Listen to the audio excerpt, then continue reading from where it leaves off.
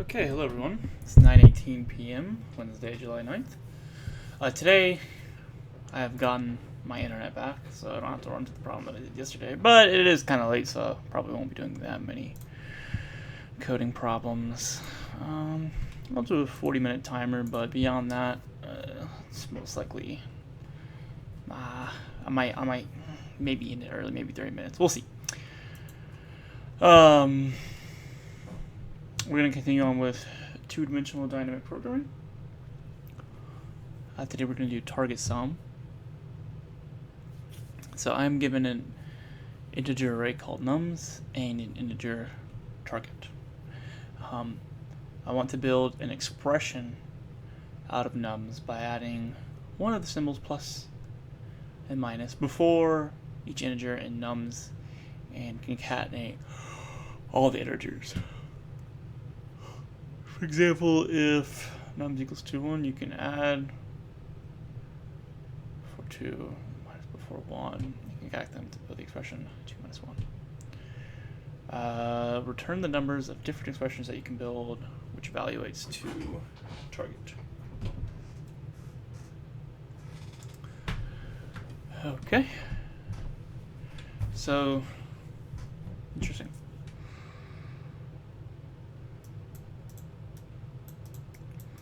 So I could probably take one or skip one. I'm guessing I can't take the same. Oh, do I have to use all?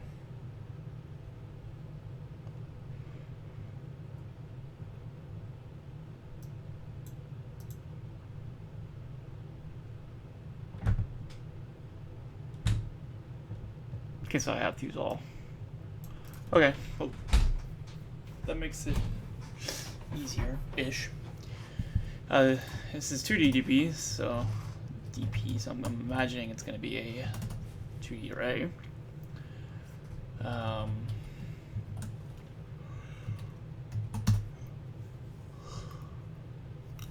Let's do the index. If index is less than 0, return something, 1 or 0. I'm gonna have to think about that. If something not in cache, then I will do something, and then I will say that cache of something is equal to solution, and then I will return cache of something. Okay. So here's my layout for this problem. This is just kind of like the dynamic programming boilerplate. Now let's look into how I would go about solving this. So it looks like my action items is to add or subtract, and that's pretty much it.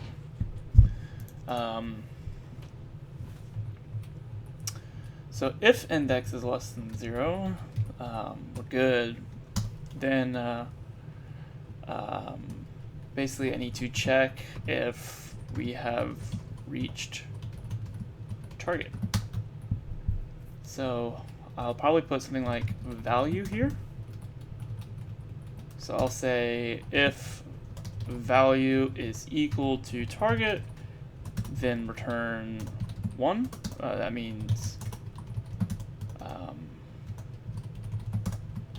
means we've used every single number, and we were able to actually make a compounding thing out of it. Else we'll return 0. Okay, so then this makes it this makes this a little bit easier. We'll do cache of yikes, value can be anything here. right? Okay, so we're gonna do that because this value could be anything here.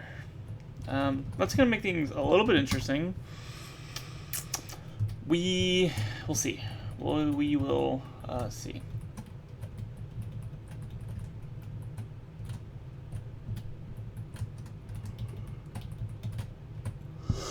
Okay. Okay. So then I'll say add and sub. We'll have these two. Will be the dp of index minus 1, and then value plus nums of index we are adding. This will be dp of index minus 1 and value minus nums of index. And the solution should be both of these combined because we're looking for all possible solutions. And I will return dp, kind of don't like this here, move this here. Return dp of length of nums minus 1 and 0. Okay, let's see what we get from this. Okay, so I got accepted. Let's see if this works. Ah, perfect. Okay, so that one was pretty self-explanatory, I feel. But they're about to start getting a lot more difficult. So, gonna ramp up the challenge. I mean, this already, before even reading the problem, this looks ugly, just looking at that image.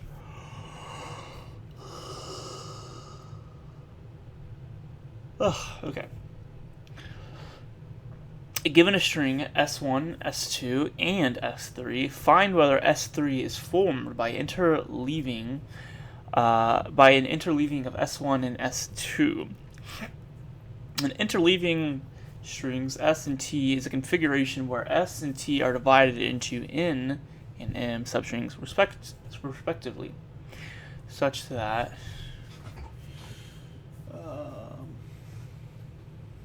okay.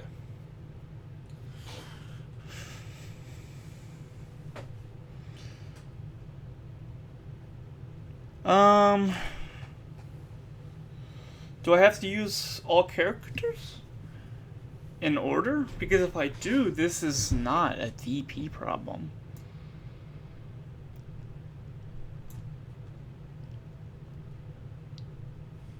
An interleaving of two strings S and T is a configuration where S and T are divided into N and M substrings, respectively, such that... Okay.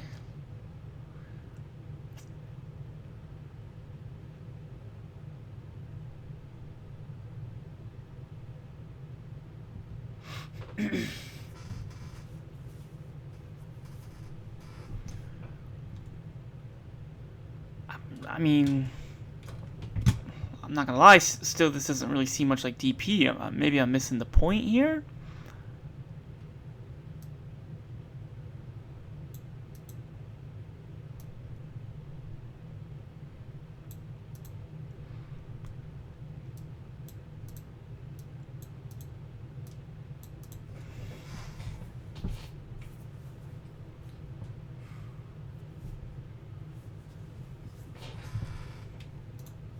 Okay, look, I'm gonna do this. I'm gonna say index 3 is equal to length of S3 minus 1, while index 3 is greater than and equal to 0.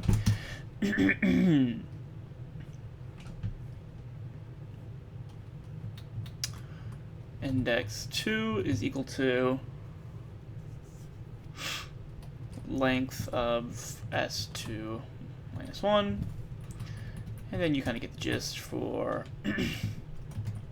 index 1.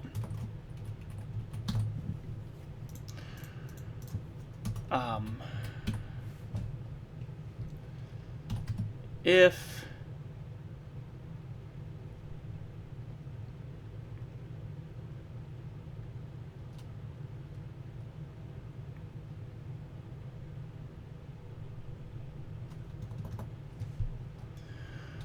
operation equals false. And then if operation return false, else will return true. And then here I'll say if index 2 is greater than or equal to 2, nope, sorry, and S2 of index 2 is equal to S3 of index 3, then we'll say that operation equals true, and that index minus equals 1. Nope, sorry, that's wrong. Index 2. So this is not a DP approach at all. This is actually a very simple approach. So I'm assuming that this is going to fail. It should fail if this is being categorized as a DP problem, and a medium problem at that.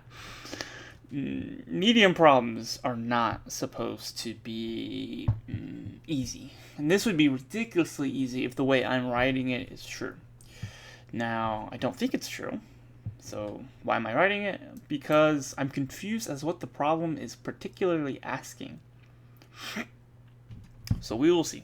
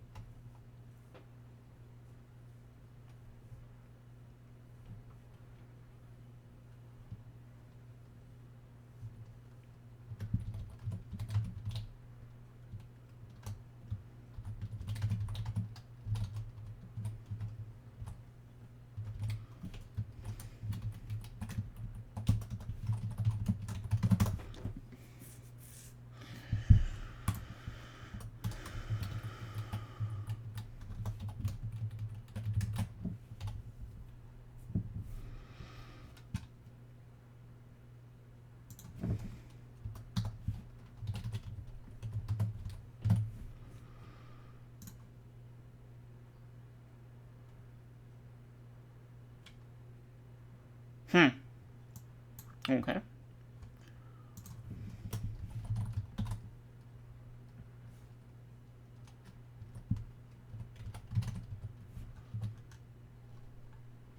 Not gonna lie, I'm a little confused as to why this failed. CACBC.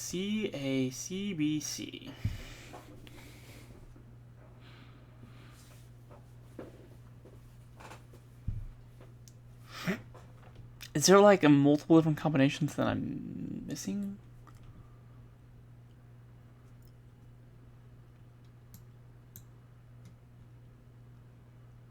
Is it like, depending on like the way I go about it, I have to be careful? Like if I was to, this will answer right here. Well, maybe, we'll see. If I was to do this, run it.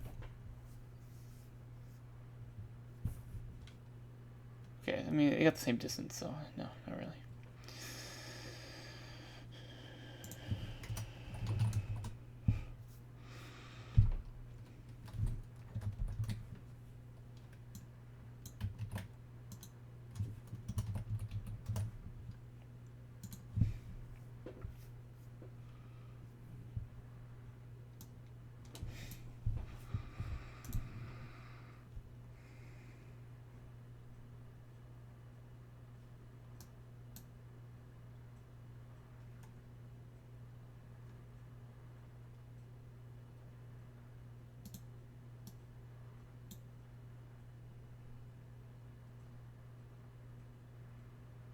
Huh?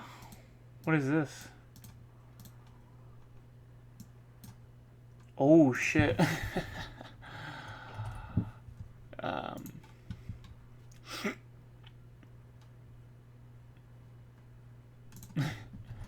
Oops. Okay, so I'm expecting this to fail. Okay, good. So now I have to dissect how exactly am I using DP in this situation. Because this still kind of confuses me where DP comes into play. Okay, C, B, A, D, A.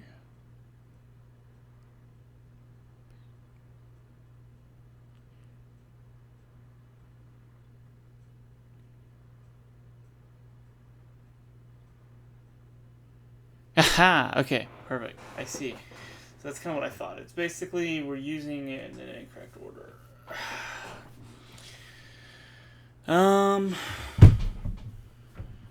Yeah, I don't really know how to do this in DP. I'm not gonna lie, because this is kind of like a permutations problem. But I guess DP, the idea is like you get all permutations. It's still like that's n factorial permutations.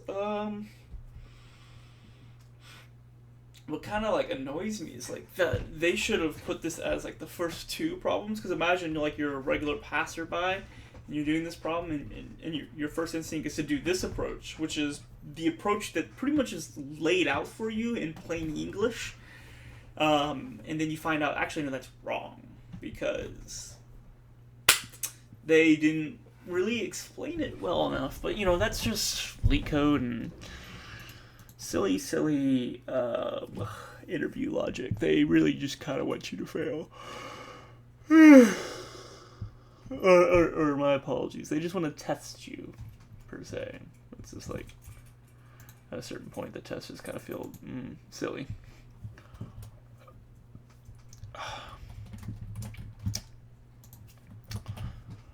Okay.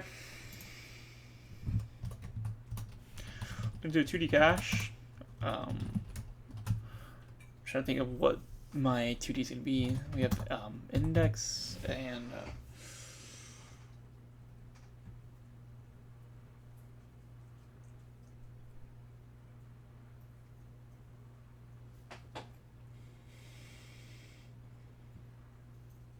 just like a 3D cache? Nah, that can't be the case.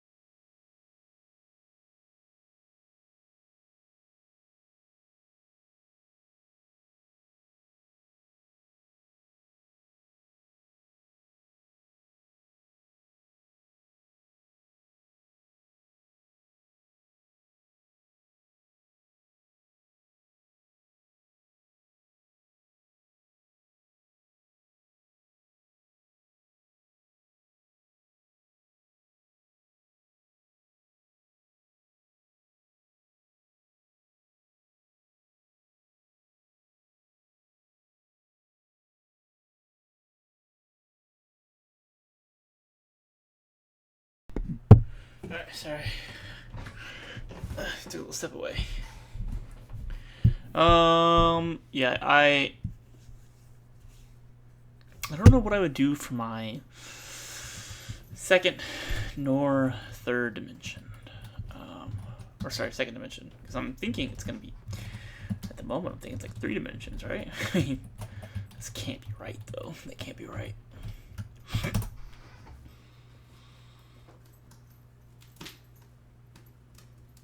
I mean, I guess technically I don't need to include my third dimension in my count. You feel me? Because it's like, I don't need to include index 3 because index 1 and 2 automatically kind of tell me what index 3 is. I don't know. I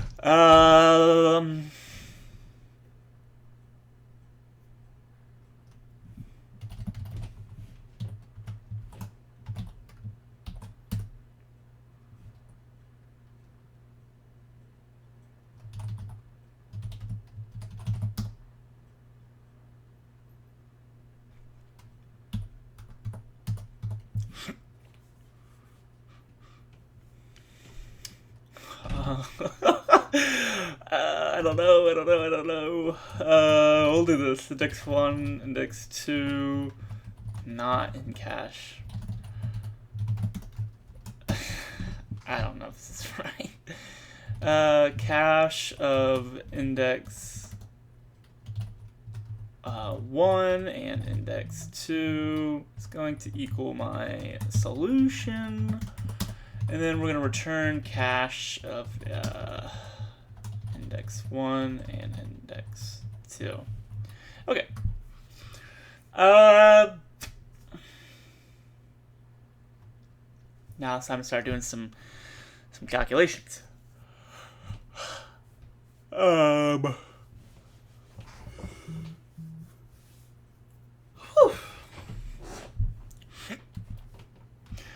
going to say 1 equals false, 2 equals false. If index 1 is greater than or equal to 0, and S1 of index 1 is equal to S3 of index 3, then we can do DP. We can say that 1 equals DP of index 1 minus 1, index 2, and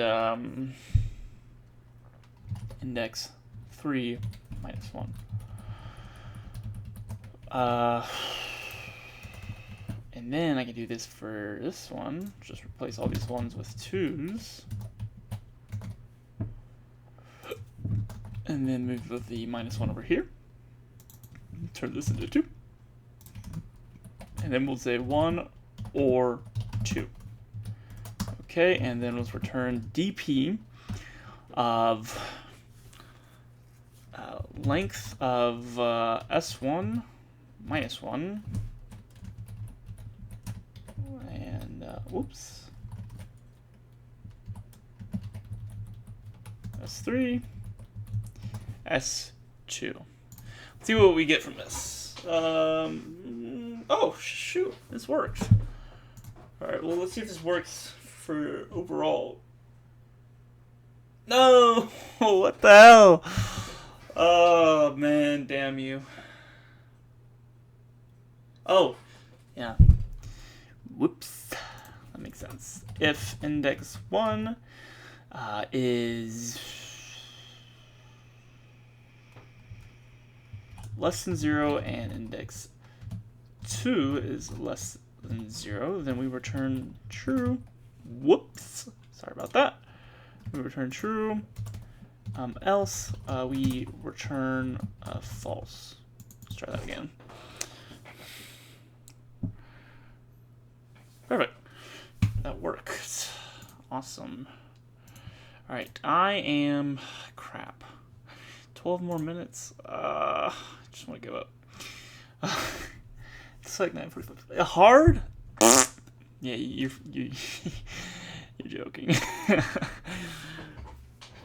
um, longest increasing path in a matrix. Um.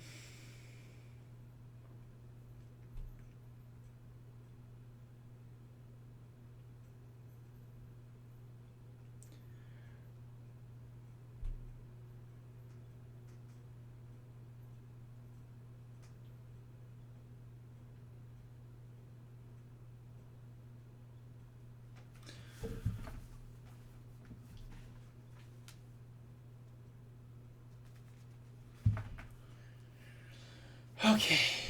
Given a m by n matrix, return the length of the longest increasing path in the matrix. From each cell, you can either move in 4 directions. You may not move diagonally or move outside the boundaries. Wrap around is not allowed. that would suck.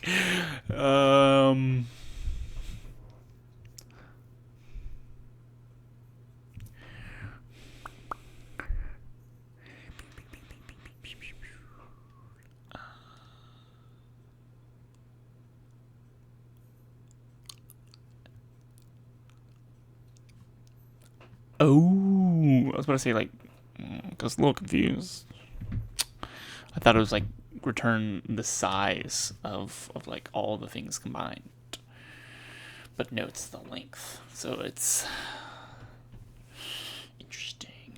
Interesting. This sucks. This is definitely a 2D problem though, for sure. No question about that. Because like you can calculate a length from here. From 2. Let's say we go like this. We hit 2. And then you can calculate the longest length, like 269. So this 6 would be like 69. So that's 2 right here.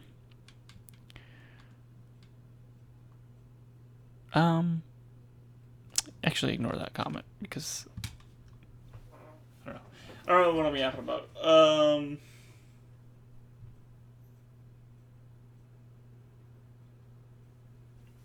This is interesting. How much time I got? I'm really not feeling this problem, but I'll give it a shot just for a quick second.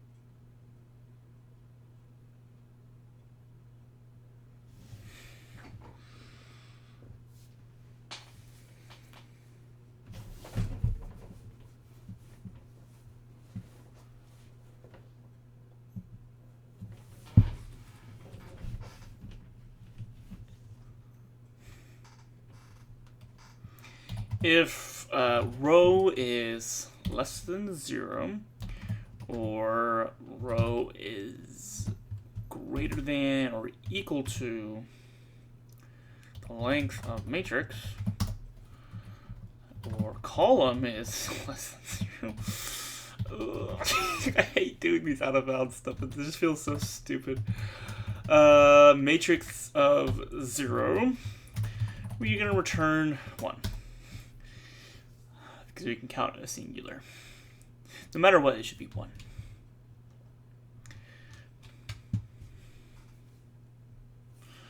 And then I'm going to do a third thing called value. If not value, if value and value is greater than or equal to the matrix of row column return 1. Okay, and then I will say if row column not in cache, then we will do our thing. We'll say up equals dp of row -1 column, and the value will be matrix of row column. All right. Maybe I'll do value like this, so that way I don't have to.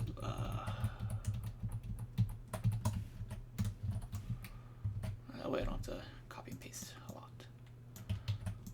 Up. Crap, I'm running it by accident. Yeah, no shit. Down. Left. Right. Okay.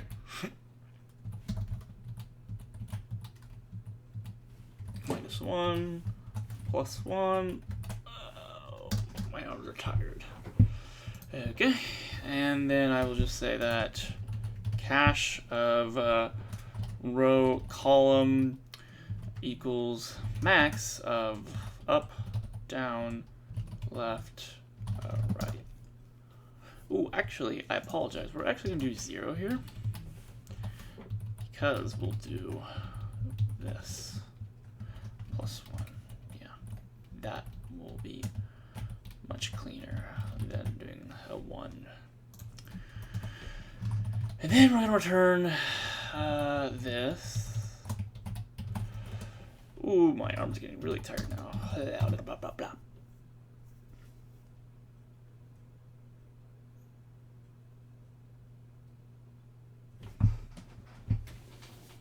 And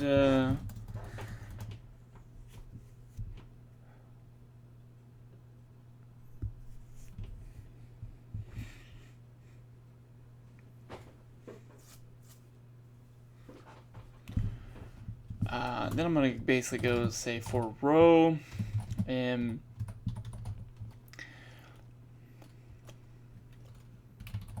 then range length of matrix. Then for column and range of length of matrix 0.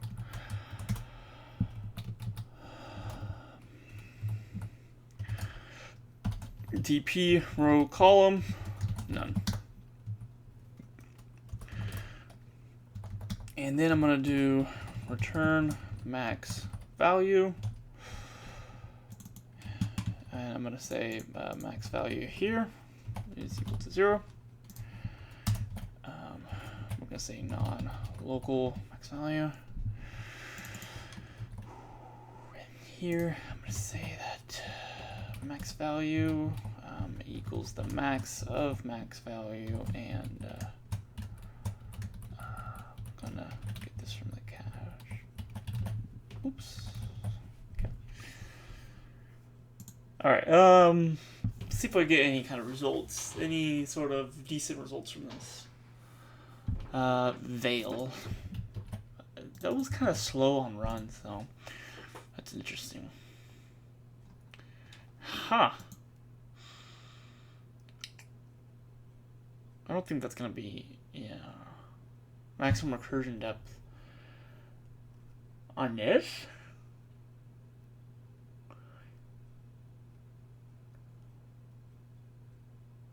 Oh, you know what, I see. Oh. Actually, I don't see.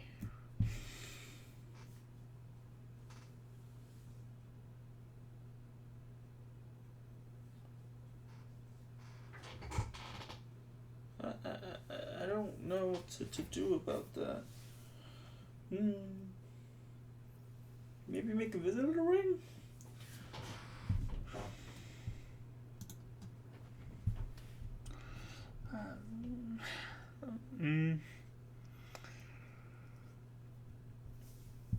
Yeah, I don't. I don't know. Yeah. Oh yeah. Yeah, that's recursion. That's definitely exceeding recursion. Yeah, I don't know how to solve that one. I'm not gonna lie. It doesn't matter because we got 2 minutes left. Um, Somehow it's ending up in a loop, which is confusing me because it's like, it should, right? It should only strictly increase. Oh, did I say greater than or equal to? Yikes. No. Yes. Apologies. Matrix has to be greater. No equal. Well, then what am I running into?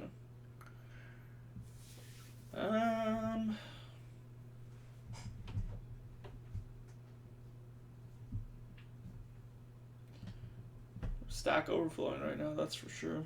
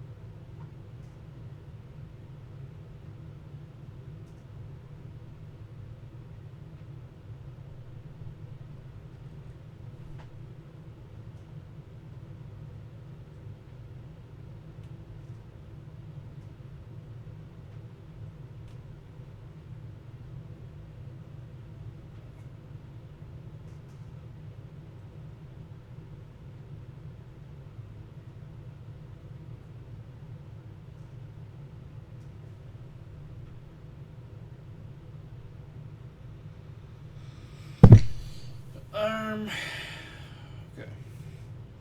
Let's see what's going on. So I call this, goes 13, goes up, nothing. Return 0 plus 1. Right, nothing. Left, nothing. And then down, nothing. So this gets locked at 1. And from 5 I go left, and it exists. So just return that. Because we're not gonna keep doing a rabbit chasing this, right? It's my cache. I'm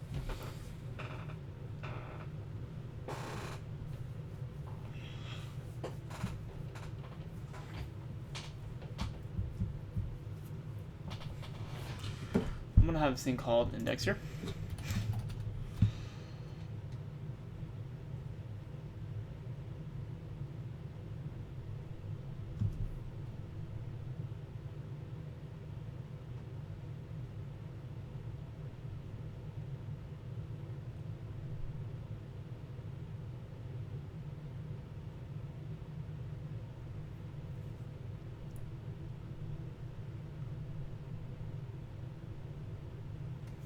Crap. How can I break out of this recursion depth? I can't. That's so interesting. Because it's going to be like, oh, let's do an index, and then like once it hits like 4,000, then I force break. But it's like, can you force break from a function?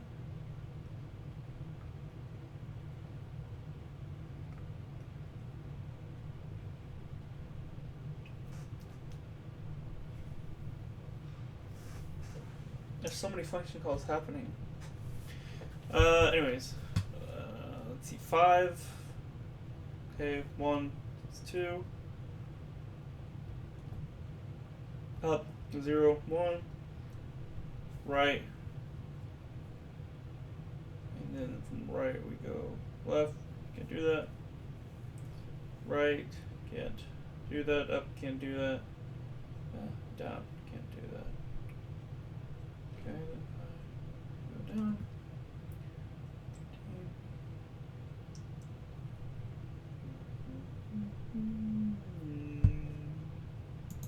I'm so confused as to what is breaking in this instance.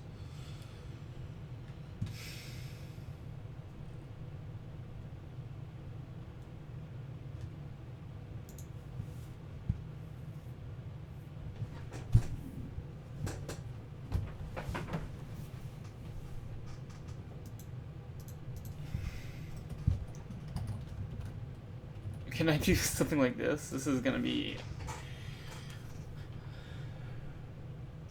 It's gonna... Yes, okay, perfect. I'd rather that. To be quite frank, I'd rather that. Okay. Whoa! What you mean by that, gang? No, I see what you're saying. It's just, okay. Oh, I see what they're saying. Print. What I'm curious about is length of cache. My fingers still hurt. Here I am, going beyond my timer when I said I wouldn't. Freaking idiot.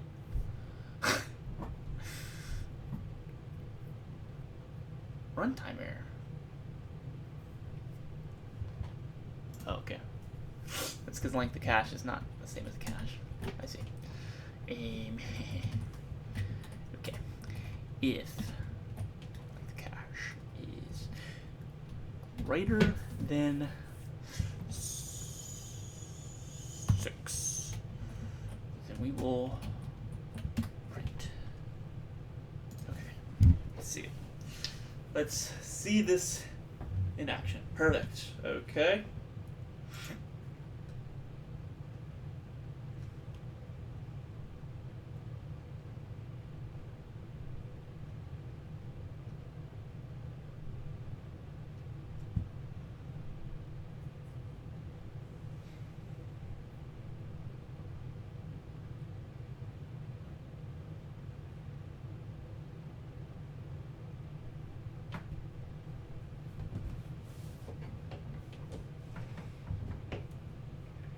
See, I'm a bit confused.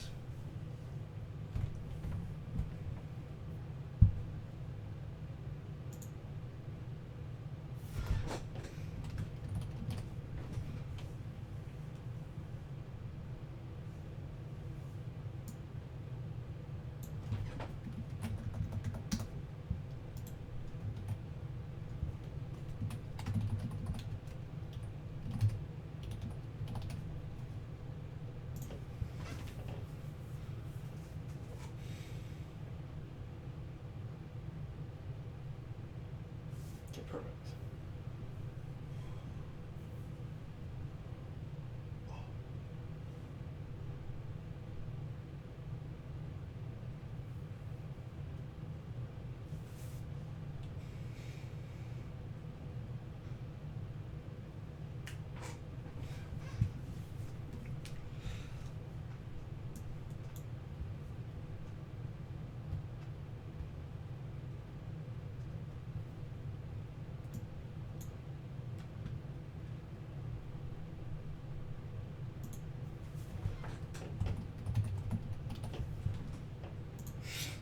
This is seriously printing out quite a lot of jargon, though.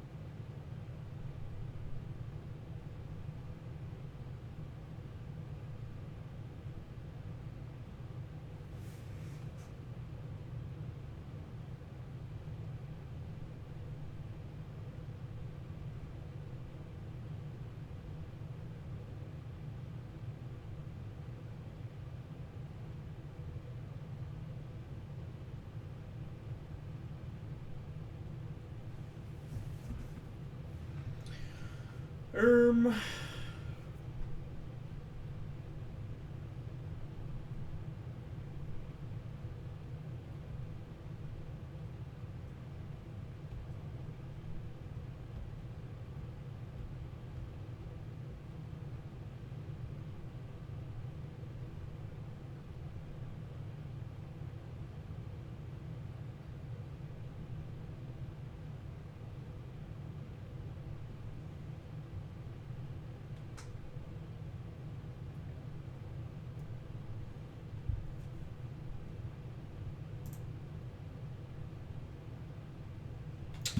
Alright, this is a tomorrow problem because I gotta go to bed. Alright, thank you guys and gals for watching, and I will see you tomorrow.